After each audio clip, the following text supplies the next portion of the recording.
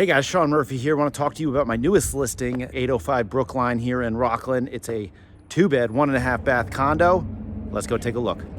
The Robinwood development is in a super central location here in Rockland. It's just off of Concord Street, down the road from Harmon Golf Club. But guys, I love this condo complex. It's small, it's only 28 units, which means it's very quiet.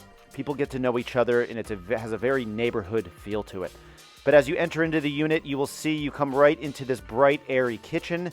A lot of space in this kitchen, and I'll hit this other corner here so you can kind of rotate around and see it. But there's the front door. Right behind that front door is that half bath on the first floor, which is great, so you don't have to go upstairs to use the bathroom. You got a half bath right here on that first floor. But as we come around this corner, we got a great little dining room, living room, combined space here. Plenty of space for couches, a dining table, and whatever you really want to do in this space. Lots of room.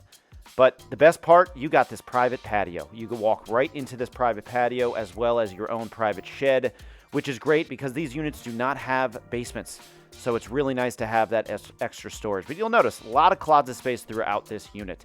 And as we hit the second floor, here is the main bedroom in the front of the unit here.